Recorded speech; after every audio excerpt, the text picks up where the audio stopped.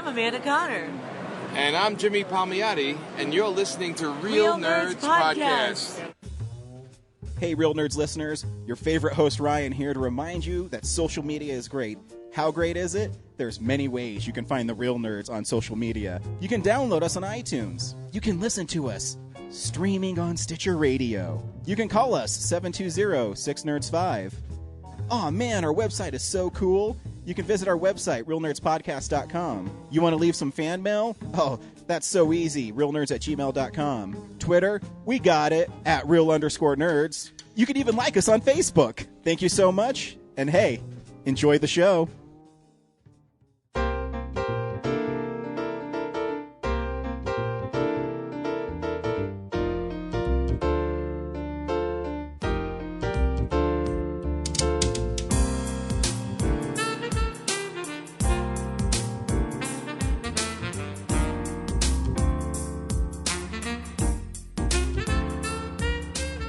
Welcome to Real Nerds Podcast, unofficially the official podcast of Denver Comic Con 2016 and beyond. I am Ryan, and this week is just me and Brad again. Hey, Brad, how's it going? I'm all right. How you doing? Good. You look tired, man. Yeah, I'm busy as usual. I know. Yeah. Just doing so much shit. Always doing something. Man, I wish there was something really cool happening with one of your movies. You know what? Why don't we play the trailer for Jean-Claude Van Damme's Damn Van and then tell people where they can see it next? I take it you took care of the reporter? Murder's not a problem. We have a new one. The evidence. 2 floors and a damn van acquired it. In a couple hours, Mayor Knob is going to blow up Paradise Stadium to fill this new man. I'm in the pulpit. You're my sister from the future? When I learned that Mayor Knob was going to have you murdered to prevent evidence of his corruption from getting out, I defected from the Time Corps to come back and see you. The Sloans will meet. Sudden death. Hand over the file, or I will spill your blood and take it from you. You, what are... It's an H-800. Killer Cyborg. Run for your life! What's going to happen here? Justice. Justice happened here. Your justice is gross. Yeah, I know.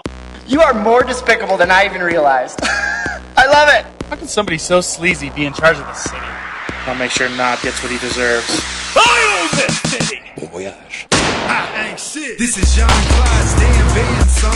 Where they use the city's money to expand players' Get the damn van!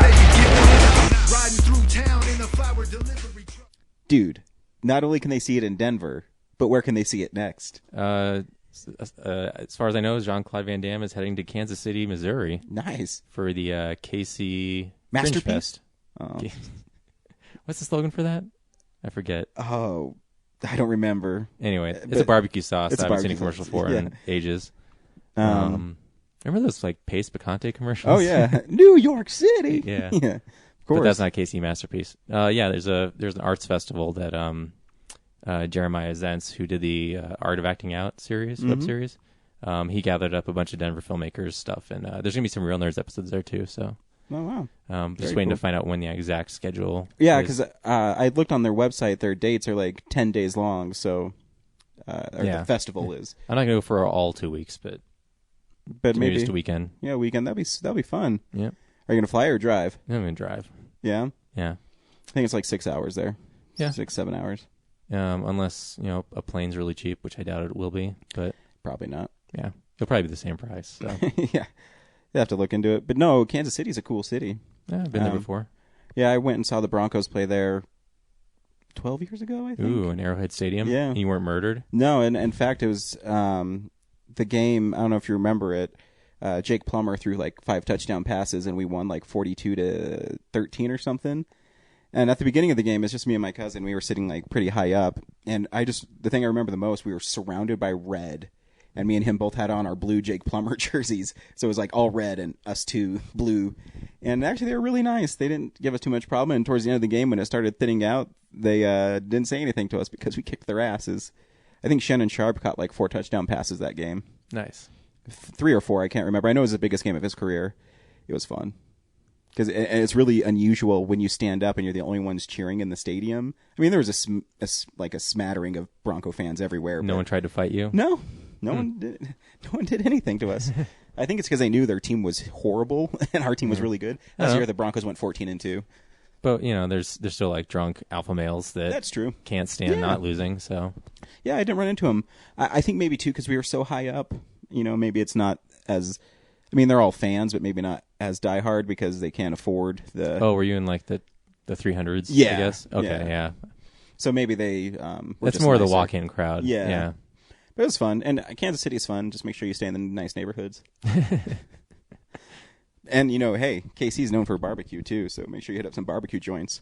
Hell yeah. In fact, I think if I remember correctly, it has like the best barbecue place in America. You have to look it up. I don't remember what it's called, but I know there's a really, really famous barbecue place there. Yeah, but have they checked all the barbecue places in America? Oh, I'm sure they have. I'm sure they have. But no, that's exciting. You're actually going nationally with Jean-Claude Van Damme's Damn Van. Pretty sweet. Yeah, that's really cool. And did you have to submit it, or are they just like, hey, we want to play this? Yeah, Jeremiah's just he wanted to show a bunch of Denver stuff, and he asked if I could have if he could have Real Nerds episodes. So I let him download a few, and then I was like, "Do you want Jean-Claude at all?" He's like, "Sure." Oh, nice. At first, he wasn't because he had a certain amount of time, but then they expanded the amount of blocks for him, so he had to fill the time. So he's going to do Jean-Claude as well. So have you? Do you have like a 10-minute clip of Jean-Claude you can show if it's like short to give people like a taste of it? Or I don't, but I should. The only thing I mean, the trailer kind of does that. It's so hard to sell that movie though because you kind of have to see it. You don't want to spoil the gags. Yeah. The only scene I could think that might be a fun scene to show in a little clip is the big fight with all the ninjas coming out of the car. Because I think that's a scene where everybody can like kind of get the humor and you're not really spoiling anything in it. Yeah, but as soon as you see that trunk open up, no, I guess the gag is that it's over and over again. Mm-hmm. Yeah, I don't know. Yeah, something like that. But yeah, no, congratulations. That's cool. Thanks. Yeah. So next stop, New York Comic Con, hopefully. That really? You're gonna try it? I already submitted it. Did you really? Very cool. No, because of Denver Comic Con, I feel like it's not going to happen either. Well, you never know. Yeah.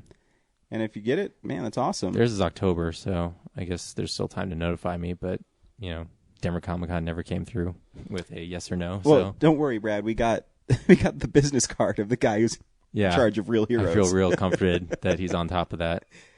Yeah, that just made me laugh when he gave that. I wanted to say something to him so bad, but I was quiet. Should have. I know I should have, but I was quiet. I says, okay, yeah, let him know that he already submitted this to you. It's like, you don't believe me. He has the confirmation email on his phone. It's right here. I know. It's one of those things where I was like, it was just me. Like, all my friends were disappointed, too. Like, they really wanted to. Well, the thing, too, is because you could have had a panel and everything. Yeah. And although, I guess most people don't actually go to those screenings. I know it's a hard one because the problem is when you're in a huge con like that, I mean, you're competing against celebrities. Yeah. But, I still think it'd be cool because now Denver Comic Con is the third largest con in America. I think now there'd be enough people to kind of trickle in to see it. So, anyways, good for you. Who cares? Go to a festival in Kansas City and promote the shit out of your movie. Take a little road trip. Just have fun. Secret to life. Every week we go see a new movie on Real Nerds Podcast, and we podcast our experience of the world. This week we went and saw Spy. I just did, yeah. Okay. I was just checking. I got up this morning. I was like, I wasn't going to see it. And then I thought about last week and like, oh, God, can we do another week of Ryan just like saying what the movie is and me going and then what happened? But I was like, I guess like if I go at 10 a.m. and knock it out in 2 hours, like I won't feel like I wasted my day. And it's like $6. So yeah. Dude, did you go to the Alamo? No, to the Highlands Ranch. Man, I went to Denver West. And this is no knock against Denver West, but when you go to the Alamo, they only show like 3 trailers. You go to Denver West, it was 25 minutes of trailers. Yeah. And, it's not a bad thing if it's movies I want to see, but like half of them, I'm like, oh my God. Yeah, and this is the first time I've like gotten in for trailers and then been like, fuck this, I'm going to concessions. Yeah, because I don't know. Yeah. No, like the last, Mad Max a couple times. It was like 10, 11 trailers. I was just like, really? Come on. Yeah. I mean, I know they need to promote the movies, but they don't need 25 minutes worth of trailers. Yeah. Especially when they don't put all the cool ones in. I know. If there's a Red Band trailer, I'll happily sit through it. But if it's or, if they put Star Wars and Batman in it and stuff. Yeah, I still haven't seen the Batman Superman on the big screen. I know, I can't believe that. Yeah. You didn't even see the Mad Max? No. Because I saw it when I saw Mad Max. I've seen Mad Max 5 times. It's unbelievable. I wonder if they only had it on for like a week or something. I mean, I haven't seen Mad Max in I guess I did see it in a mass theater. Yeah, I don't know. I guess I'm just not lucky. Same company, Warner Brothers. Weird. Yeah. Anyways, that's what we do. We also talk about movie news, what's coming out on Blu-ray, movies we've been watching, and TV shows we've been watching, and comic books. I have a comic book. I also wrote a review of it this week, but I'll just talk about it on the show as well. Yeah, we just do movie stuff. And Brad makes movies, so go see it at, what's the name of that festival? KC... Fringe Fest. Fringe Fest. Festival. So, KC yeah. Fringe Festival, yes. And it's not just movies, it's all art and everything, too? Yeah, I guess there's performance art. Oh, cool. Wall art, theater, stuff like that. So it'll be probably really busy then. Yeah. And then just a new audience. That's all you need. We'll see. I'll go check it out. Let you know. What do you want to do first, Brad? Also, don't forget to listen to all the fucking interviews I posted. Oh, yeah. Because they're all up there. They are. This year. And you know what, Brad? I really want to thank you because you still have to put the ones from last year, but by you putting those up, we got 50 more followers on Twitter. Did we? Yeah, 27 more likes on Facebook. And our posts are reaching really far now. All just off the Telluride Horror Show. Yeah, that one and the Amanda Connor one reached 400 people. Oh, cool. So yeah. Awesome. Yeah. So thank you, everybody. And everybody who sat down and interviewed us. I can't... I've listened to them all, and it took me all week to listen to them all. Yeah, there's a lot. Yeah, there's a lot. So I haven't even listened to them all. So it's... So thank you for sitting down with us and taking time out of your Denver Comic Con to hang out with us. Tell us about your cool stuff. Yeah, we appreciate it. Cool. Well, we'll start with what's coming out on Blu-ray because that just happened to be on my iPad when I opened it.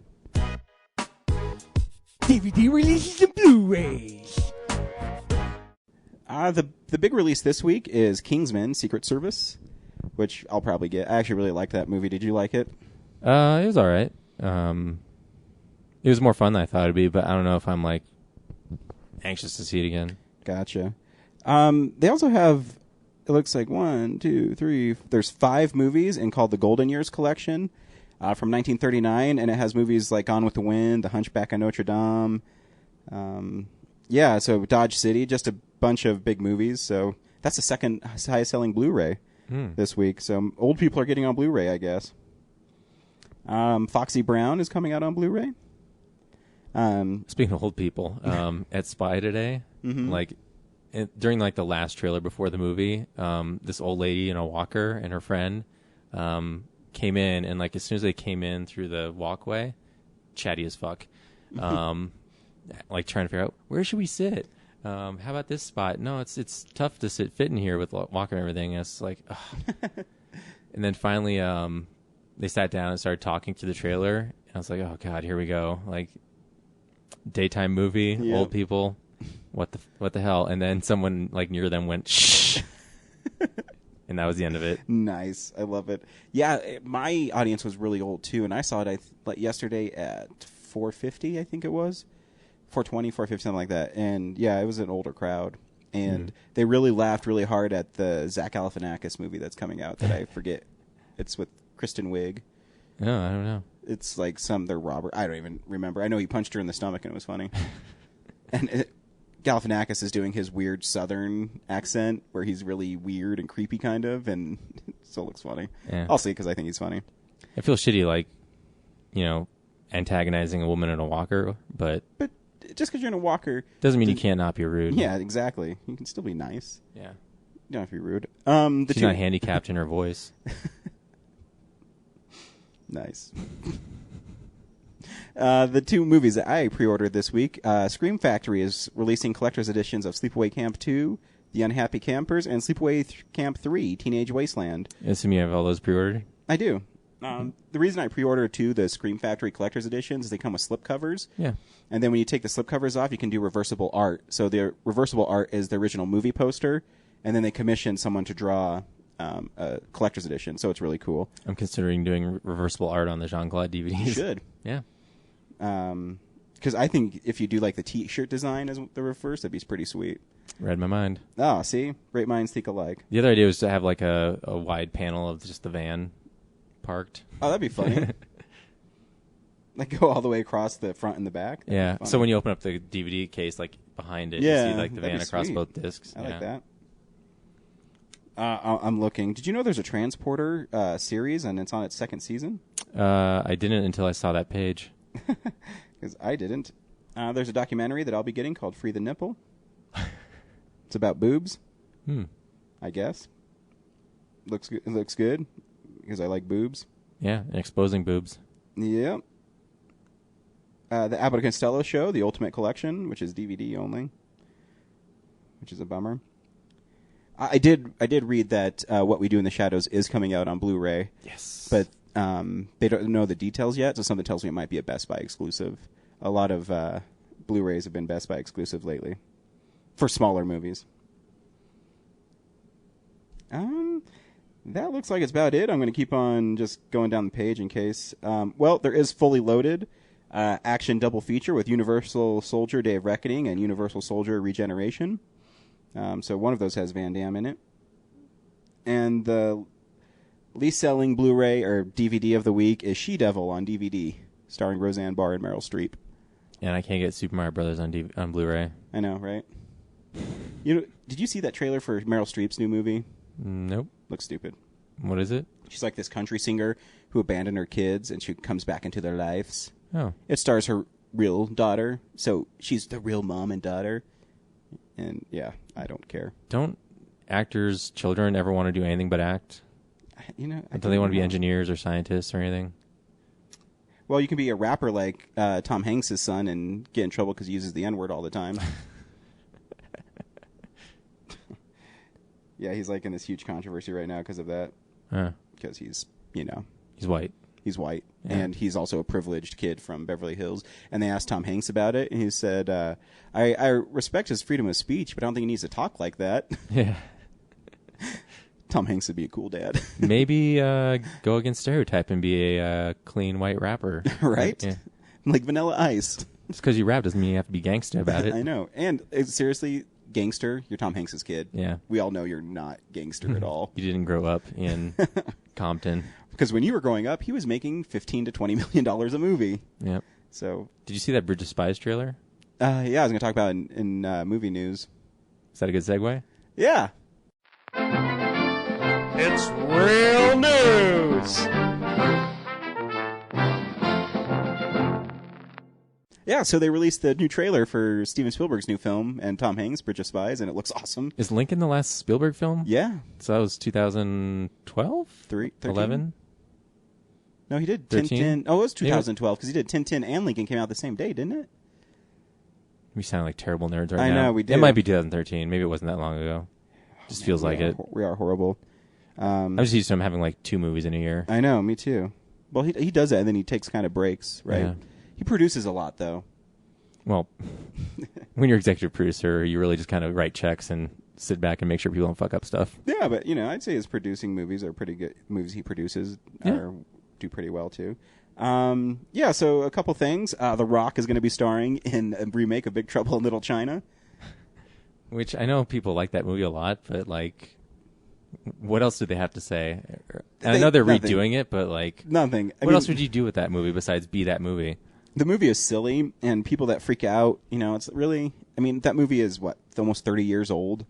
It's okay that they make another one of it. They've been doing it since Dracula. I mean, yeah. You're lucky you didn't get, like, a string of shitty sequels since then. And it's The Rock. It'll be fun. He's good at, like, action stuff, and he's good at delivering one-liners, and I think it'll be fun. I don't think...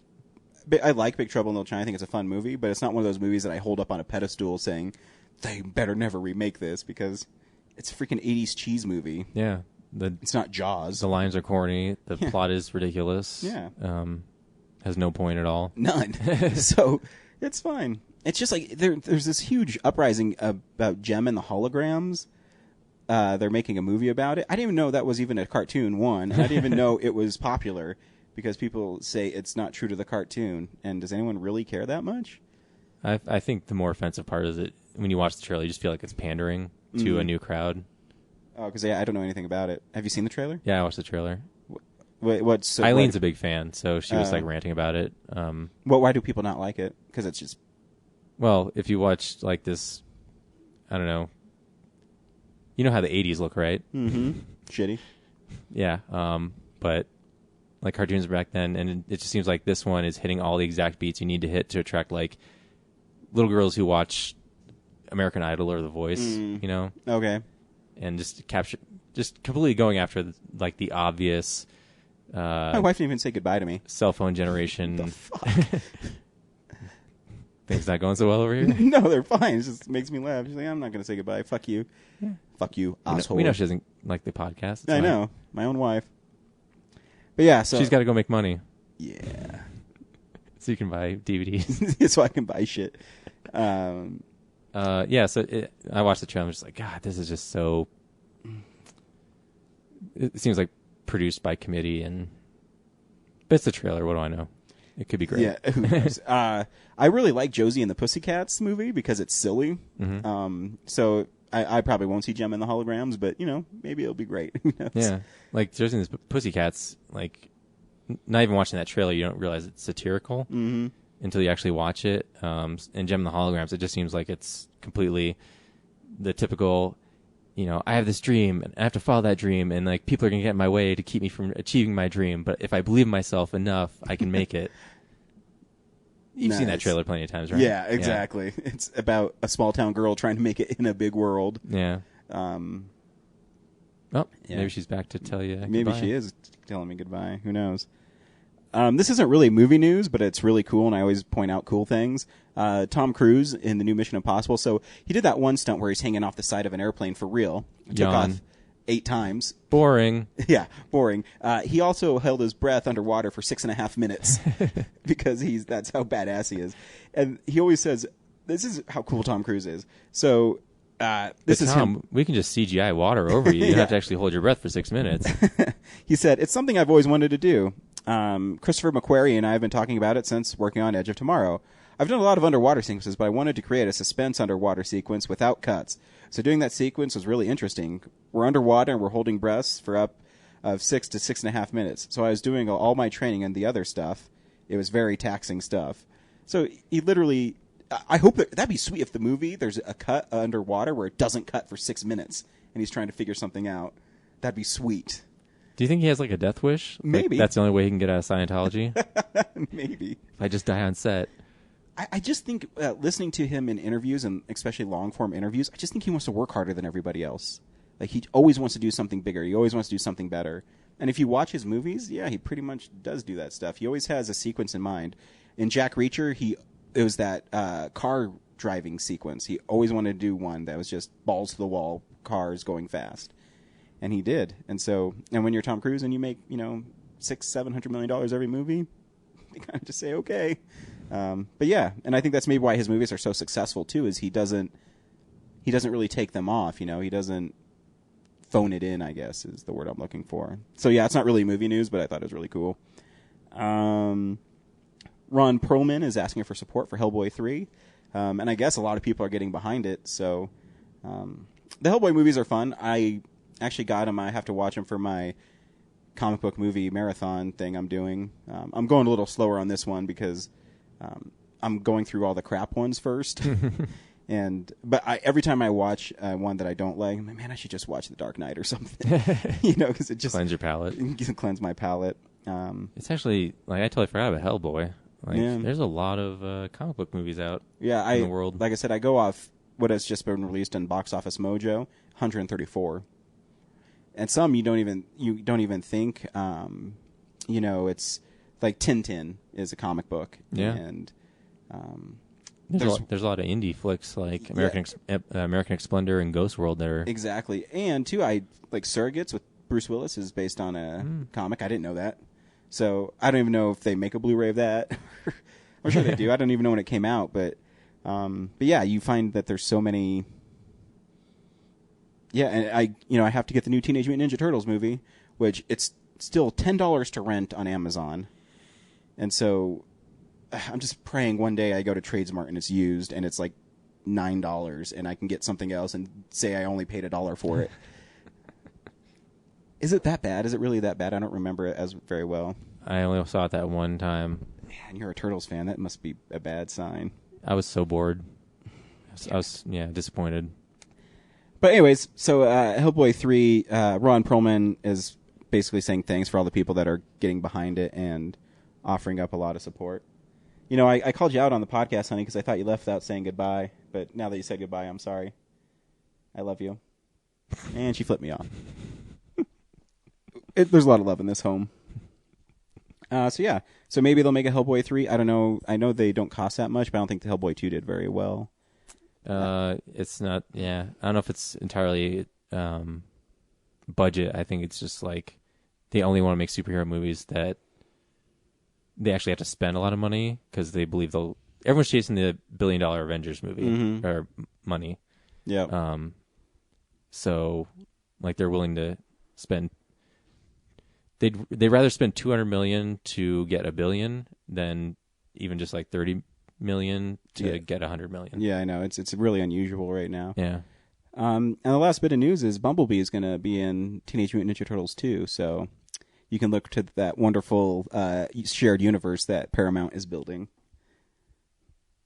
I'm just reading you what it says. Can you hear me cutting my wrists? I don't know how they're going to use them, but I mean, it's fun when they cross over Ghostbusters and Turtles in the comics, but Transformers and Turtles on the screen, I don't understand. I don't know. Maybe he'll just drive by, or I mean, if it's like an Easter egg, like the ETs and Star Wars, I mean, whatever. But if it's like, but something tells me it's not going to be because they actually say it's a Bumblebee, and it's a Michael Bay movie, and we'll see. I mean, obviously, we're going to see Turtles 2. Fuck. You will see. We forgot to play James's message. I didn't even listen to it. What's it about?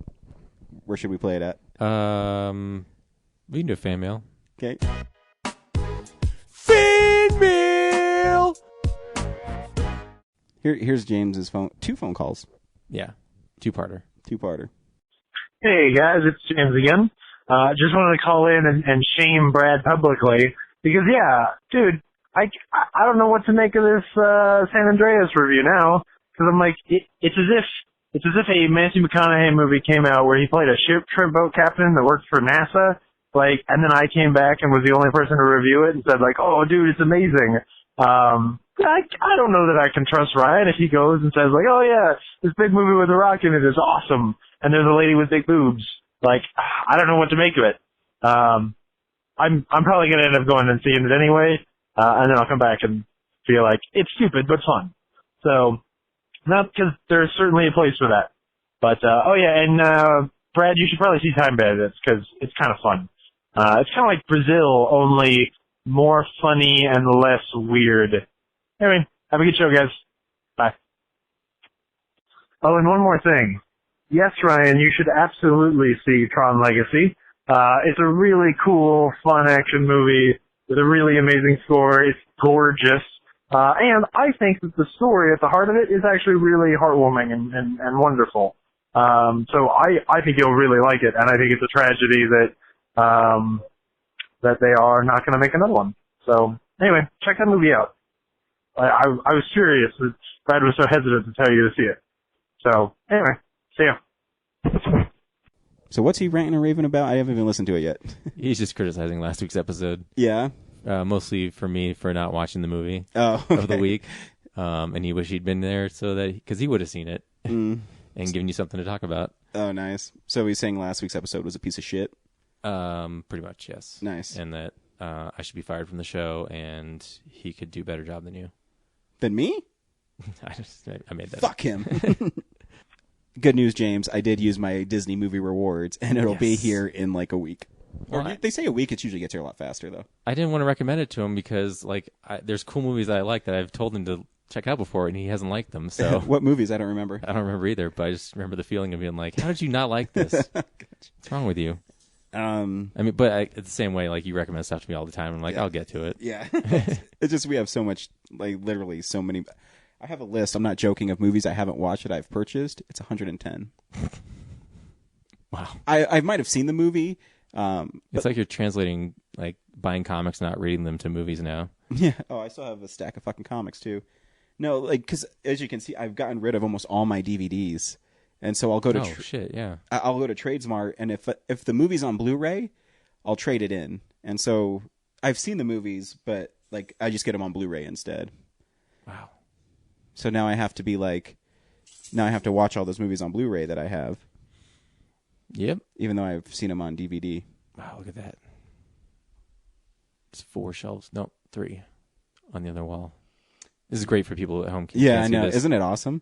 Hey, speaking of so which, much blue. This is what we watched this week. So, yeah, this is the stuff we've been watching.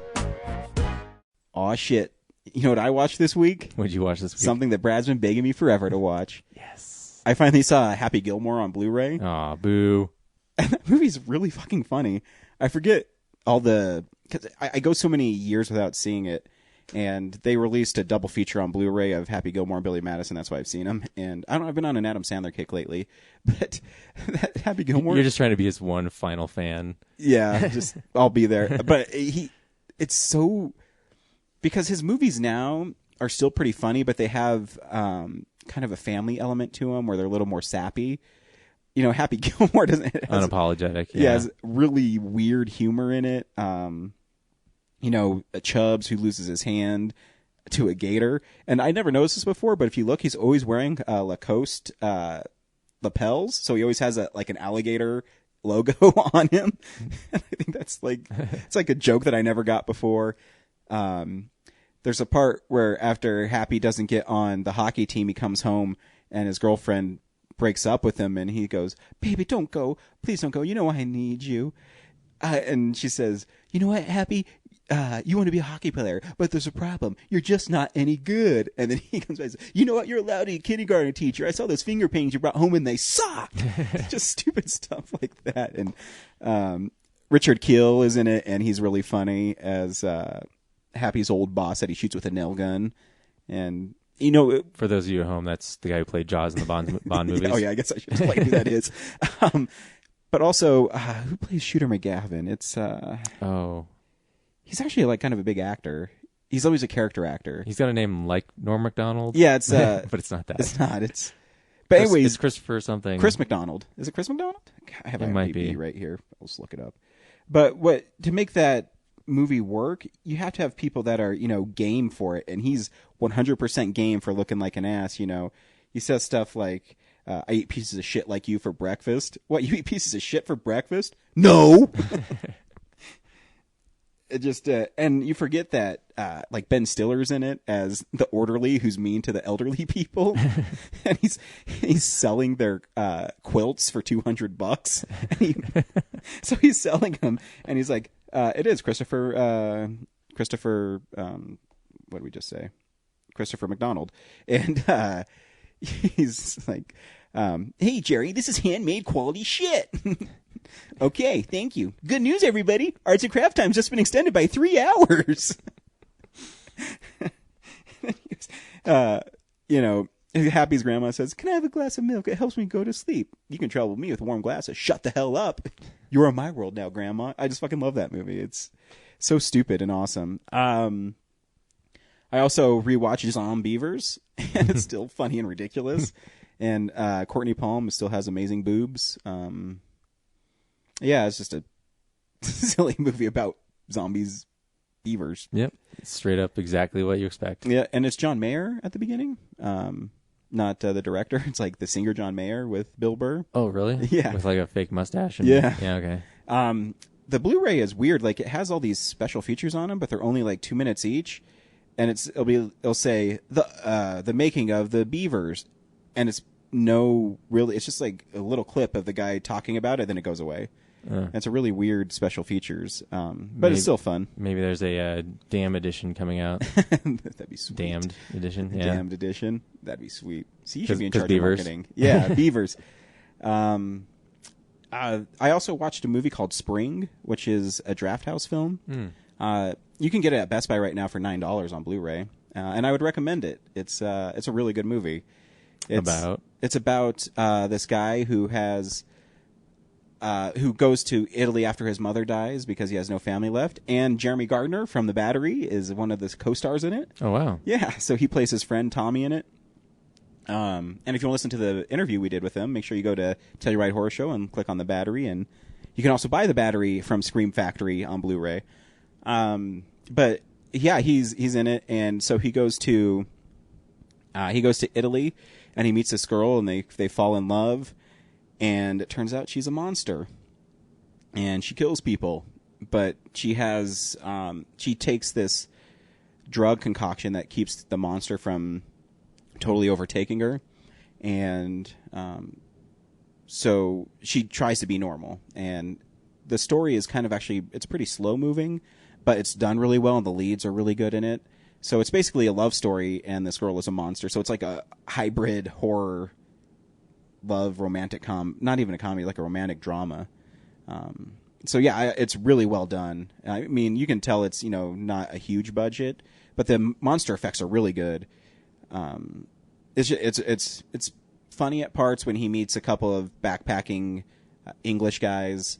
But then when he starts falling in love, just the acting is really good in it. And if the two leads were horrible, then the movie would be horrible, because it's, I think, 1 hour and 50 minutes, and it's about an hour of them like talking. So if you don't like them, you're fucked. Yeah. So it's really well done. I would recommend it if you like slow-moving horror films that aren't 100% horror. It's the kind of horror movie I'd recommend to James, because he'd be like, drama, character development, aww. Exactly. So on the total opposite of that, I also watched a show called Danger 5. Have you seen it? Yes, here we go. Here we go. Have you seen Danger 5? I recommended it to you. Oh, that's right. I have to say, it is maybe the most bizarre but funniest show I've ever seen. Yep. Because what I like about it is it doesn't explain itself. Mm-hmm. It's just there. And I heard Nathan, our friend Nathan, talk about that, you have to get like 3 episodes in. I actually thought it was really funny from the first 2 minutes. Oh, great. Because when the dog comes in and starts talking in German, yep. But they don't tell you anything about it. It just, that's how it is. And then they cut to the Secret Service guys, and the one guy's mixing drinks, and it cuts to him, and he says, "How's your drink?" And he goes, "Satisfactory." And then it does this close-in zoom, and he's all pissed off. It doesn't make any sense, and I don't know. I don't know how to describe this or how to get people to watch it. I mean, they don't even tell you why their commander is a bald eagle. Yeah. He just shows up as that's a bald great eagle. About it. Yeah. And I think that's why it works so well, is because they don't take the time to set up the world, and they just go for it. That's what makes it funny. Yeah. You know what I mean? It's just the special effects are stupid. Yeah. There's like the animals are mostly hand puppets, like the dog. Yeah. Yeah, it's ridiculous. Like just shoots gas out of its mouth. Yeah. Again. Or I think it's the first episode too, where he tells that one girl, he's like, "You need to relax," and he puts a cigarette in his gun and he shoots it at her. She catches it with her mouth. Yeah. It's just bizarre, but it's really funny. So did you watch all 2 seasons of it? I've watched 7 episodes. I think so. One season, basically. 1 season, yeah. Yeah. Oh yeah, yeah. Yeah. Because they added that one. I think the last episode in the first season is a prequel episode. Oh yeah, then I've seen 6. I think I'm starting the 7th. Oh man, season 2. I can't wait to find out what you think of season 2. I'll watch it this week, because 1, I think each episode's 22 minutes, so you can burn through them really fast. Oh yeah, I've watched both seasons in a single night many times. And I think it's one of those shows that you have to continually watch because you're missing jokes, because they just season 2 is so crazy and insane. Like there's so much going on. Like you'll miss a lot of stuff. Yeah. So yeah, it's funny. So good recommendation. Yeah. It's hard for me to describe it to people, because it is just like joke after joke after joke, and there's a dude in a bald eagle head who tells them what to do. Colonel Chessbridge, yes. Yeah, and he's always picking on Claire. Yeah, it's kind of like Meg from Family Guy. Yeah, like for no reason he just picks on her. Mm-hmm. Yeah, I don't. That looks like a Tyrannosaurus Rex. No, Claire, that's a Tyrannosaurus Rex. Why don't you try thinking before opening your mouth? Yeah, shut up, girl. He's flashing the light in her eye. That's right. You got something on your shoulder. What? No, it's what? And there's like a spider, and he starts like, or when he gets past that drink, and like the guy's just holding it next to his mouth, and he's just like, yeah. That's what I mean. Like it's so bizarre. Yeah. But I think why it works so well, and I think it would have made a great Adult Swim show. oh yeah, Like if they bought that or something. Yeah. they should put it on Adult Swim Yeah. because it's so irreverent and it doesn't make any sense. But you can also put in any episode and watch it because there's no continuity. There's no continuity. I mean, there's a little continuing thing with the Germans and stuff. Yeah. Like each episode is like, we got to go kill Hitler. And they keep recycling the Hitler jumping out the window footage. Yeah. but it just works. It kind of reminds me too of like a Tim and Eric thing where it doesn't make any sense at all. It's a little more cohesive than Tim and Eric, but I mean, they just have little bits where, why is this in here? Why are... Yeah. In season 2, there's a part where like they're being interrogated and someone just is dumping ants on the back of a motorcycle tire and it's just shooting on them and they're like, it's just like the plastic ants that you get at like if you turned in tickets or something. Sure, yeah. It's just why? Yeah, that's what I mean. Like, it doesn't make any sense. Yeah. The show doesn't make any sense, but it makes sense, and they don't apologize for what it is. They don't explain what it is. They just do it. And the one chick is always speaking Russian and everyone just understands her. Yeah. Everyone else speaks English except for her. God, there's so Yeah. much stuff going on in that show. Like, I can't even remember it all.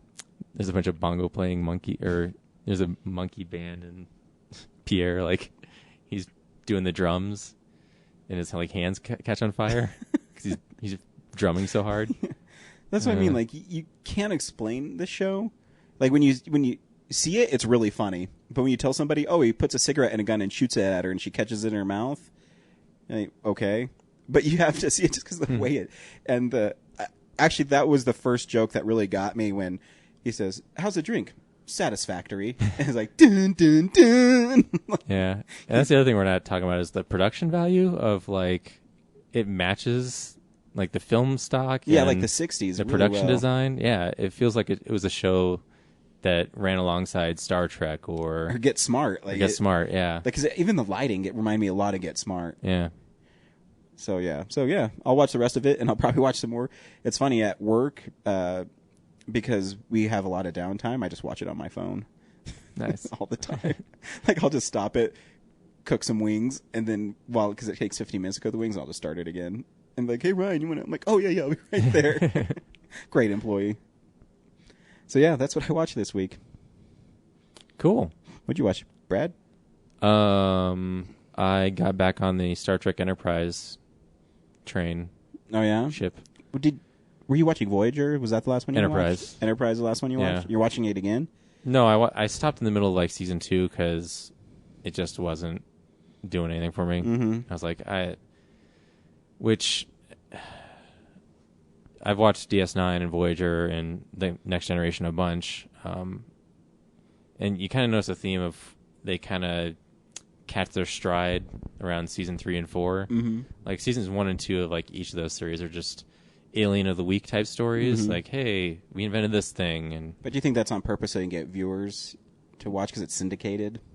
maybe. I think it's more of just like they're just trying really hard to, like Next Generation, like right out of the gate, they were trying to not be the original 60s series, right? Mm-hmm. So they were doing everything they can to set themselves apart, but they were still making the show in a similar production way. And then like they brought Michael Piller in, and so they wrote like, here's all this cool stuff, like, and we're going on these, we're explorers, we're exploring the universe, and we're going to show you new and cool things each week. And then Michael Piller came in and took over the writing room and said like, let's focus on the characters in the show and write stories about them instead of writing stories about the stuff that they're going to see. So I think that by doing character development, the show became a better show Makes than sense. the original. Yeah. And then, but at the same time, like they started to take that too far in Voyager and DS9.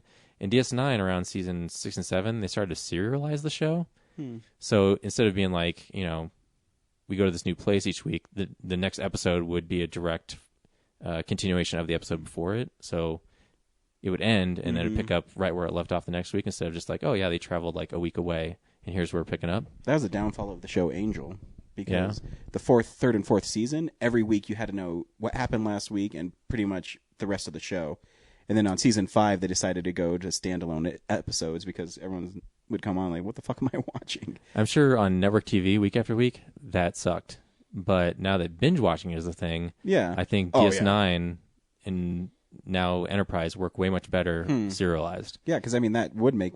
I Yeah. mean, even we watch 24 now, and you watch it continuously. It's pretty awesome. Yeah, I know. Watching it week to week, like you forget a bunch of stuff, and so anyway, that's all to say that so seasons 1 and 2 of Enterprise were Alien of the Week, and also strangely, they have like a big ensemble cast, but most of the stories were just like the core Vulcan, Scott Bakula, and then Trip. I forgot of Scott Bakula.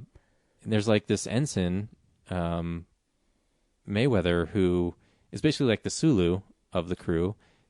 I can't tell you if he's even had a single story about him.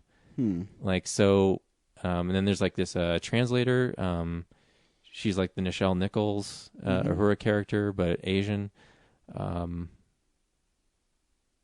and there's this British guy who's like the weapons.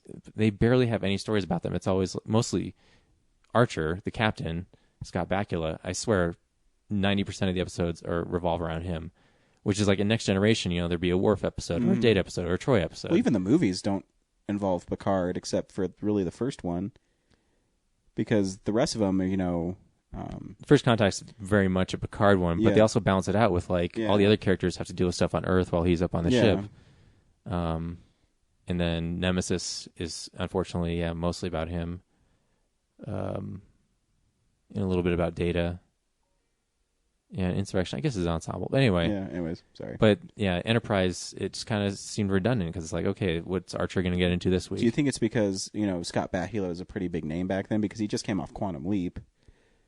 Just came off Quantum Leap? Like, this is like 2000. Oh, so Yeah. maybe not. But I think because Star Trek was starting to really die at that point, so obviously they got him on because they needed some name for the show. But at the same time, if you watch season 1 and 2, they don't title it Star Trek Enterprise. It's just Enterprise. And I remember when it came out, Rick Berman was saying, like, we want to set ourselves apart from Star Trek. We want to be a different space show, even though it's totally based on the creation of Starfleet. But season 3, they put the Star Trek label back on because I think that plan didn't work so well, and they're like, okay, we need we need some to watch fans, this. Yeah. so let's get those Star Trek fans back. And then they fixed the theme song a little bit, which is Faith of the Heart, but not the Rod Stewart version. It's not the Rod Stewart version. But anyway, season 3 gets awesome because pretty much all 25 episodes, I think, are all this one storyline of Earth gets like this orb comes and cuts a crater through Florida to like Brazil, kills like 1 million people, and it's this race called the Xindi who this other transdimensional race convinces them that Earth is at, like, in the future, once they develop more technology, they're going to come and eradicate the Xindi. So the Xindi try to beat them to it, and it becomes this whole season about going to this area called the Expanse and like tracking down the weapon and stopping them. And then you find out that like there's all these other things at play. But yeah, just like It's basically more cohesive. Yeah, instead of just random encounters, it's like this one long 26-part story that's way more interesting, and then that carries over into season 4 where I'm at now. And then there's not like a whole season story going on, but they have like 3-part episodes, and one of the great ones is like they do a nod to Wrath of Khan. Oh, I love that movie. A little too much because they actually like borrow shots and stuff, but Brent Spiner, who played Data, plays an ancestor of Khan who created Data, basically like his family lineage. They basically explain that. So there's this time called the Eugenics Wars, which is where Khan is from.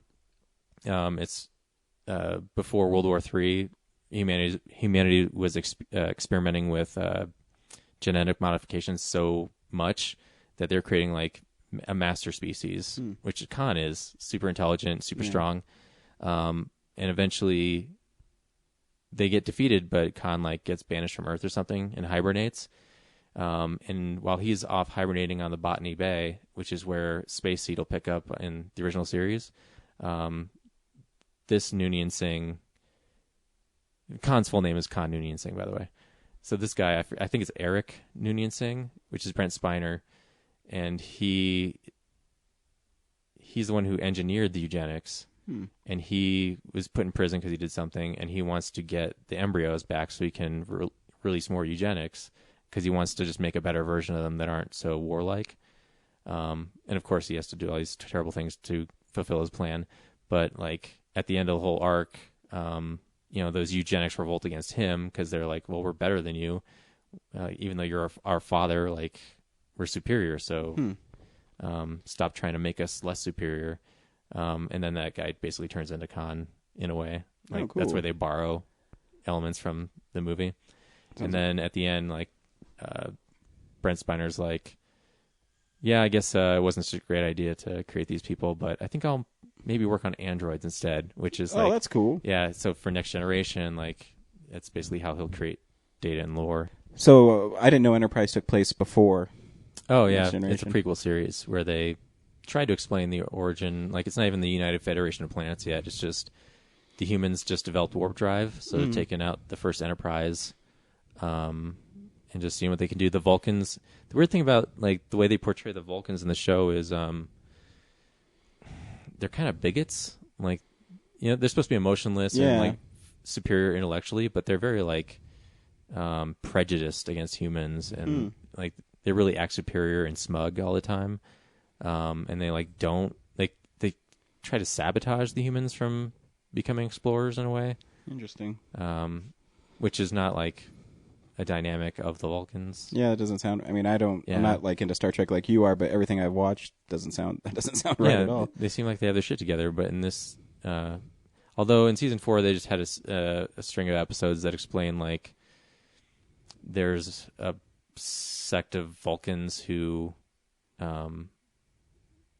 are basically, like, religious zealots, and they start off making you think that they're a bunch of, like, terrorists, right? Mm-hmm. And that because they read the teachings of this Vulcan philosopher so much that, like, they're crazy. But it turns out that the people trying to suppress them, like, they're the bad ones. Oh. And so it's like the prejudiced Vulcans that we've been seeing this whole time. Like, that hasn't been an accurate portrayal of Vulcans because they've been misguided, and it's really them finding their religion that becomes what we know Vulcans to be. As more rational and stuff. And it's weird to see, like, people playing Vulcans, like, being super emotional and stuff. Yeah, that would be... Yeah. So anyway, that's a way too much explanation about Enterprise. I was super bored. I wanted to know. I didn't know anything about it. Yeah, I was bored with Season 2. Like, mid-Season 2, I was like, I don't know if I'll ever watch the show again. And then I picked it up, endured it, and then Season 3 started, and I was like, okay, this is getting better. Now I'm halfway through Season 4, which is the last season. And that sucks. It's like the show's getting really good, and it's time to end. I should have known because, like I said, like Season 3 and 4 of all those other series they've done, like they finally figure out what they want to be, and it's unfortunate they did here clearly. And they're taking out the second. It's called the Columbia. Is the next ship they're putting together to ride alongside, building up the fleet, like the space shuttle. Yeah, exactly. Hi, buddy. Then the last thing I watched was I saw Mad Max again.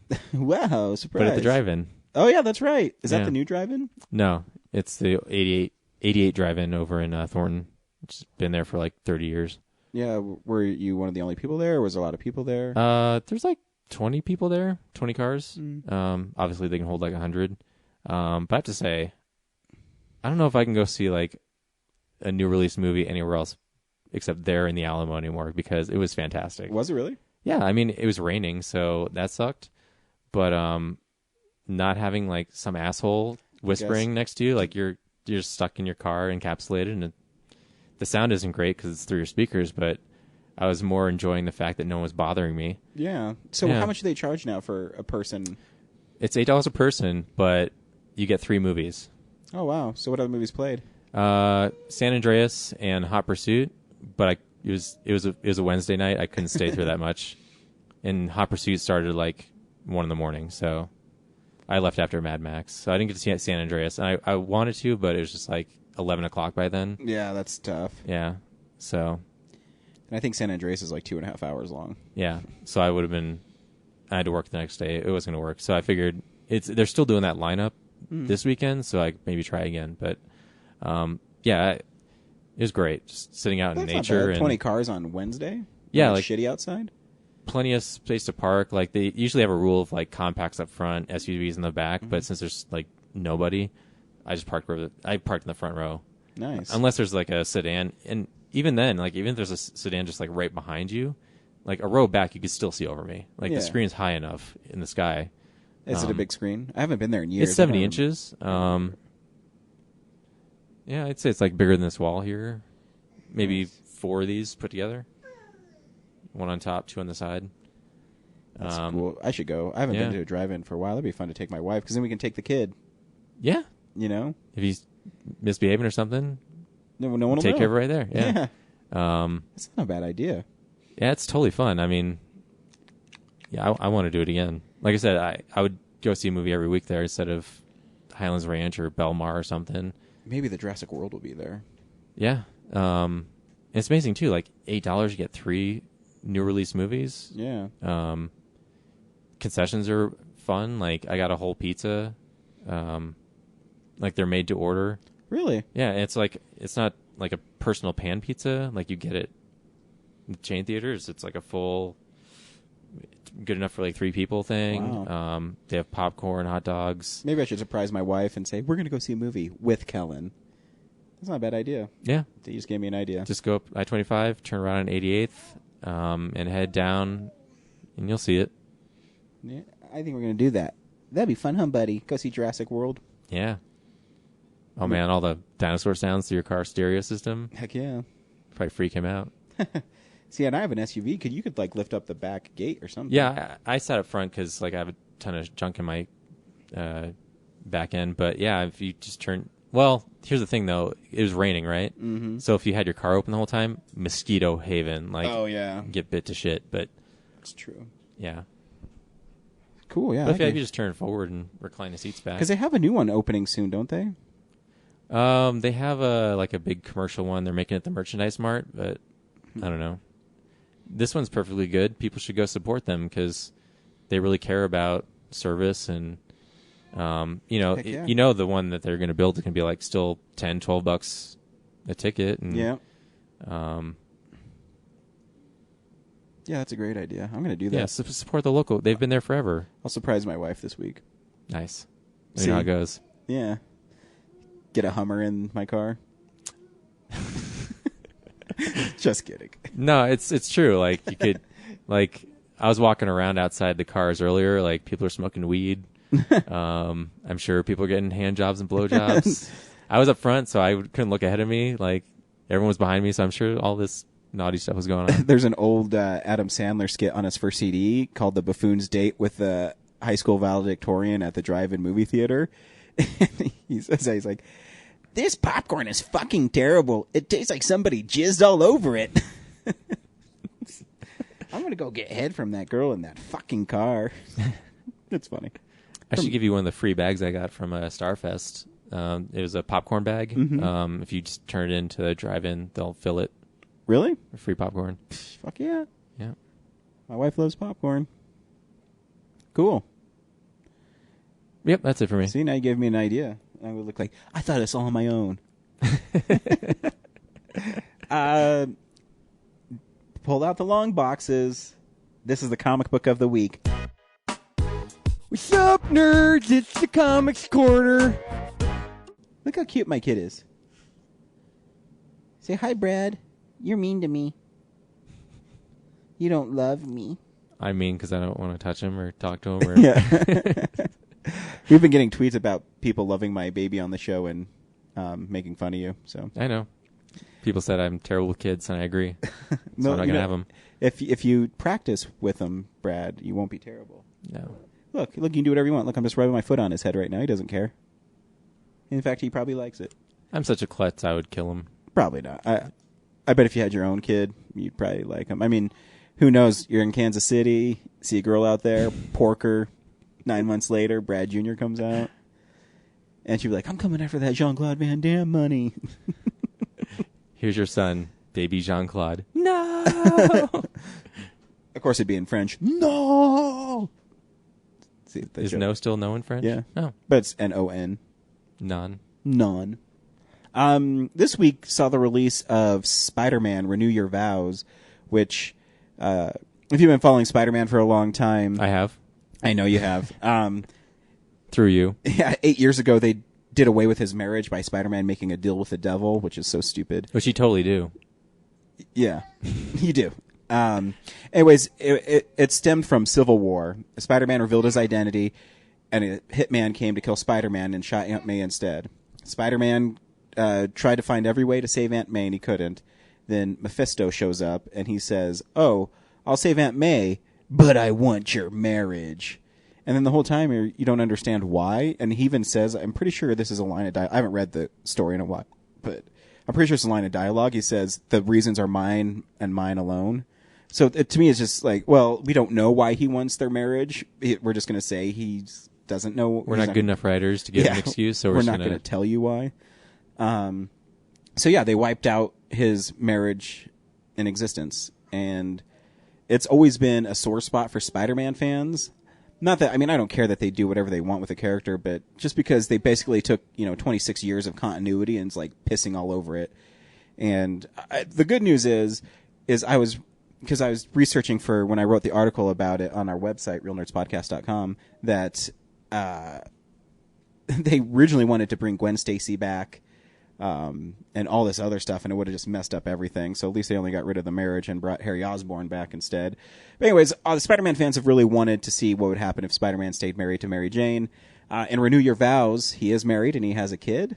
And so his priorities change. And it's a really fascinating look at Spider-Man where the story of Spider-Man doesn't change. I say this all the time. It's all about his character. It doesn't matter if he's married, if he's single, if he's Asian, if he's Indian. It doesn't matter who he is. It's the character, Peter Parker. And so they do a really good job in this story. In fact, an A-list villain shows up. I won't spoil it because if you want to pick it up, it's a cool surprise. It also has a debut of a new villain called Regent. And basically how this happens is Marvel is getting rid of their Ultimate World, and they're having the Marvel proper collide with the Marvel Ultimate World, and They're out of it's converging? going to... Are they converging? Pretty much. Well, what... That's what DC's doing. Yeah, exactly. They're basically the same fucking story. But in this, Doctor Doom makes the worlds basically end. And so what comes out of it's called Battle World, and it's going to be a huge fight. And whoever lives carries on in a whole new world. That's where we'll be. Anyway, so the Spider-Man story is that he's still married, has a daughter, and yeah.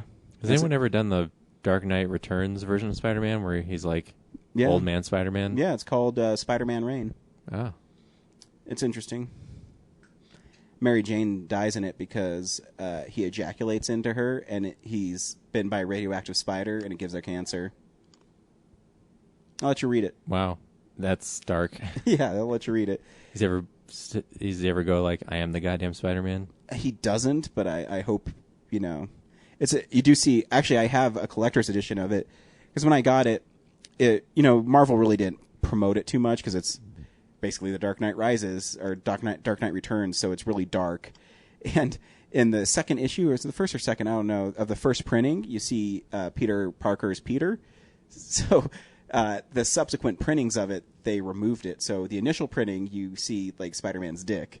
And the ones after that, I don't know how much the initial orders were, but it's something like 10,000 of them have it, and I have it, and it's a really big collector's item. It's like a $75 comic.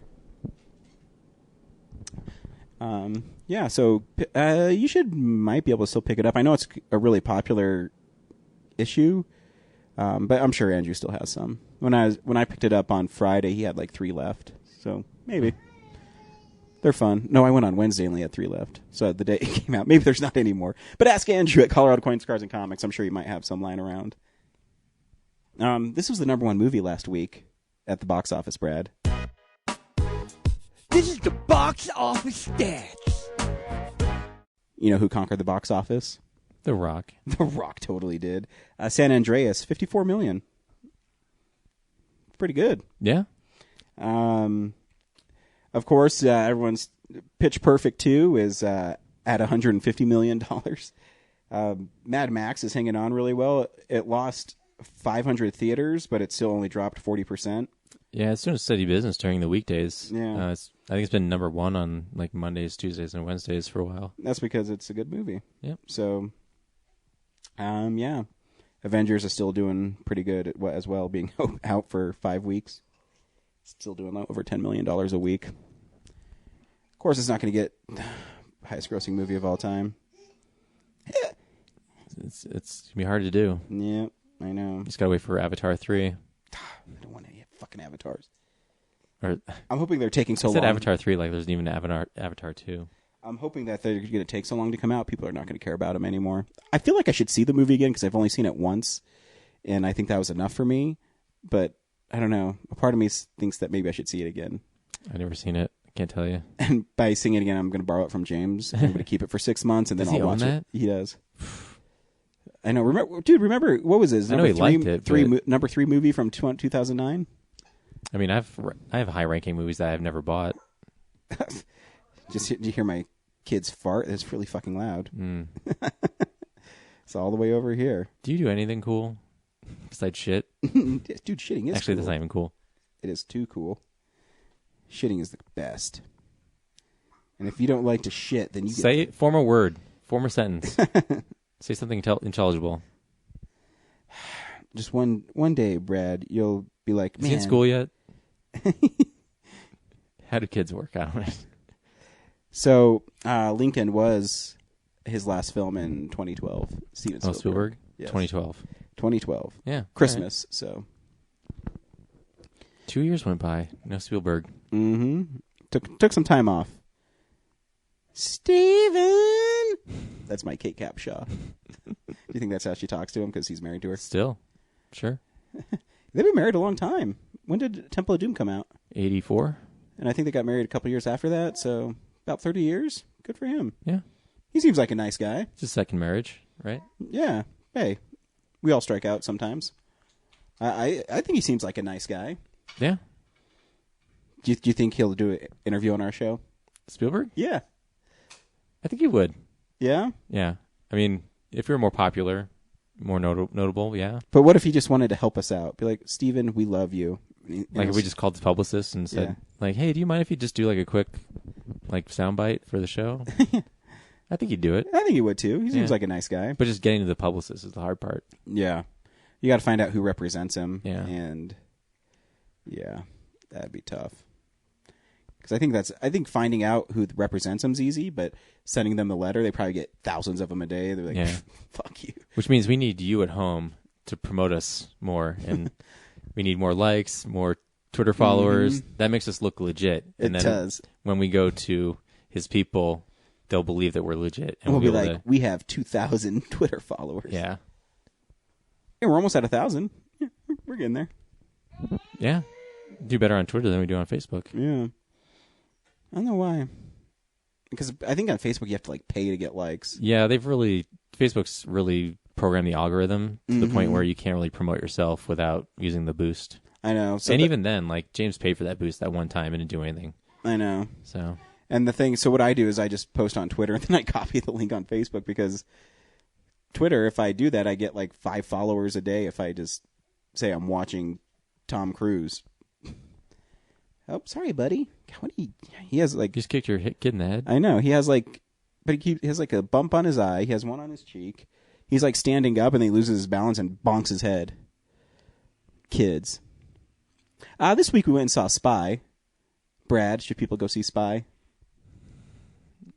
I don't know if you need to go to the theater to go see it. If you're bored, go see it, I guess. It's pretty standard comedy. I thought it was pretty funny at parts. It takes a little bit to get going.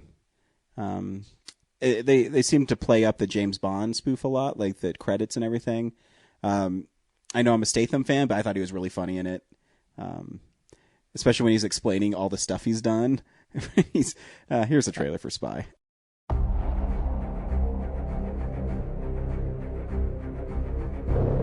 Tell me where the bomb is. 10 seconds or you're dead. Interesting. I'm the only one who knows where that nuke is. Well, Well, then in that case, I'd say you'd better start.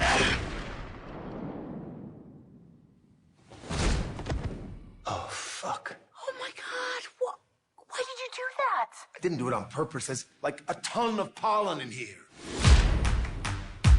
When I quit teaching and joined the CIA, I thought I was going to be this amazing spy, and I'm still just the same boring person I was. You play it too safe. I just hear my mom's voice. Just blend in, let somebody else win. Making a wave isn't always brave. Brilliant. Give up on your dreams, Susan. Just to write that in my lunchbox. We've intercepted chatter that Reyna Boyanov knows where that nuke is. She knows the identity of all our agents. How the fuck did this twat find out our fucking names? We don't know. And dial it way back with the T word, Ford. Grow up. Twat means something completely different in England. Well, here it means vagina. We need someone to find the bomb without being detected, but it can't be any of you. We need someone invisible. I'll do it. Okay. Thanks, lunch lady. I'm serious. I can do this. We're giving you a new identity. You will no longer be Susan Cooper. You're Penny Morgan, divorced housewife from Iowa. It's a confidence builder. You think you're ready for the field? Get away from me! God damn it! You are not to make contact with any of the targets. Here's to you. You may never be as wise as an owl, but you'll always be a hoot to me. What a stupid fucking toast. You're delightful. Okay. I'm your worst fucking nightmare. I will destroy you. Who the fuck are you? I'm the person that's gonna cut your dick off and glue it to your forehead so you look like a limp dick unicorn. That's who the fuck I am.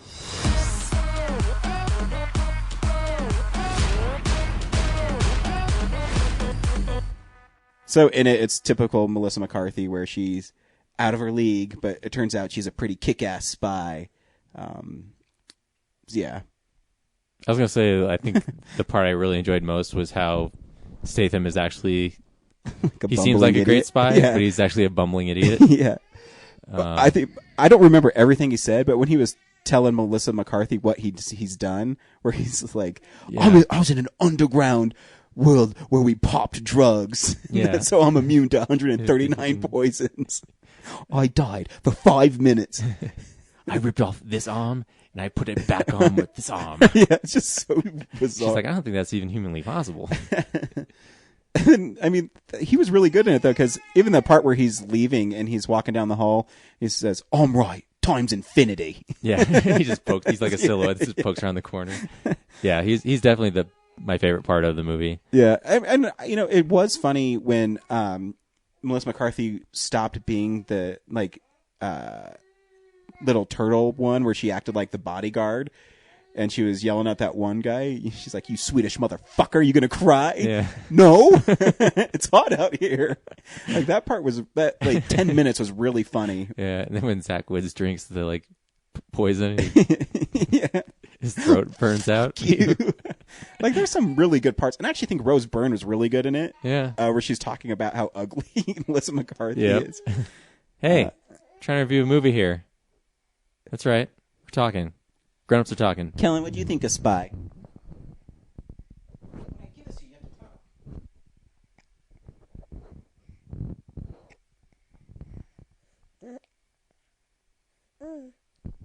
I guess that's right. it. But yeah, I mean, overall, it was, you know. Oh, Spotlight's not on you anymore. It was whatever. I mean, I thought there were some parts that were pretty funny. Yeah. Like that 10 minutes where she was, yelling at that guy. But and the fact there's vermin in the CIA. Yeah, it doesn't make any sense at all. There's random shit like that. I thought it was a fun twist that right off the bat you find out that she's actually a badass agent and she just hides it. Yeah, that stuff's fun. And I mean, it was always fun when they gave her a new identity. Yeah. Because, you see the one in the trailer and it's stupid because of the cat lady, but when you see it play out throughout the whole film, it's pretty funny. Yeah, they always just treat her like some Midwest. Yeah, or this they gave her the foot fungus spray. Yeah, and it can also be used as pepper spray. Well, why don't you just make it pepper spray? Well, then I'd have to make a new label. Yeah, I don't want to turn on the printer, and frankly, I just don't want to. Yeah. And, I mean, there's some really great parts too. like her husband is that the one guy who asked her, say, "Can you have a good place for pizza?" And she pulls out and goes like, "Never mind." Just weird moments in that. And at the end, when Jason Statham jumps in the boat, he's like, "I'm gonna go to Italy, maybe Naples." And Does he know it's a lake? It's a lake. And then as the credits are going, he's like, "Oh fuck, it's a lake." So yeah, Statham was great in it. And stay after the credits because there's more Statham. Yeah. So I'd say see it for Statham because it's worth a rental, I guess. Yeah, it's just it's fun time killer, but overall the story's not that they're after a nuclear bomb and the ending's kind of ridiculous where she goes there's the whole they killed the villain and he just keeps coming back type thing. Mm-hmm. Just so they can fit other characters back, and then the whole 50 Cent stuff was like, oh yeah, like the cameos in Is like this a commercial 21 for and his 22 album, Jump or- Street are way better. Yeah. You know, where it's a spoof of Spies, but it didn't go like full on like 21 Jump Street. Mm-hmm. Yeah, because there's beats in it that are funny, but again, I think it took a long time for it to get funny. And spoilers, it was cool that you knew Jude Law was still alive, but then he was a double agent was cool. Yeah. And then the whole thing that happens in a lot of those movies where they negotiate with the villain to let them live, and the villain stupidly does just so that they get so they can set hero up the to next win. piece. Yeah, and that stuff's frustrating, but it's like there's no reason for him to agree with her. no, if this is real life, he would just shoot them all. Yeah. What is my son doing? He's choking on something. He's like a gremlin. Oh, he's eating a battery? I thought you saw that blue thing. Where'd he get the battery? I don't want that. It doesn't have alkaline in it. Parent of the year. Wow. You're making this look like such a thing I want to do. I'm all hopped up on Mountain Dew. I'm going to come after you like a spider monkey, Chip.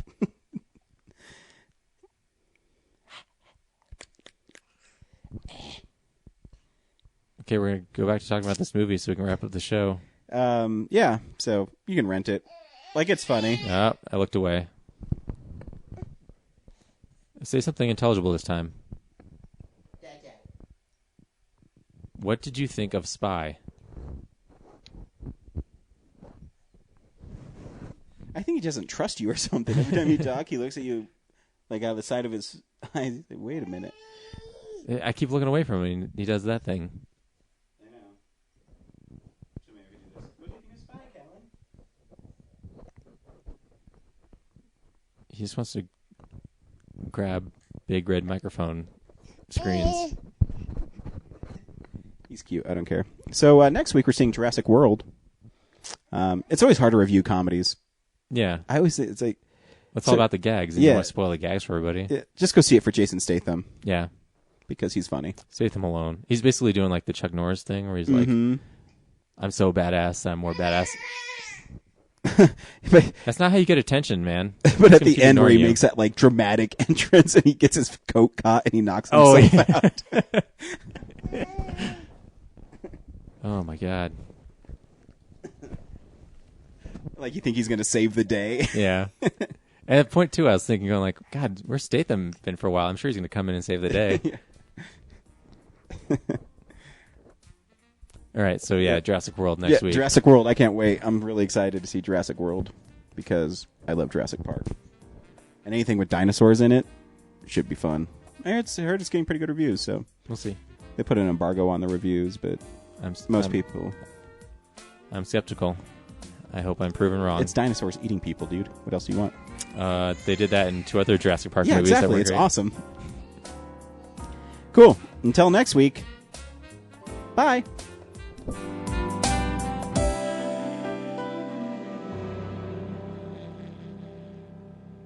Visit our website, realnerdspodcast.com. You can tweet us at real_nerds.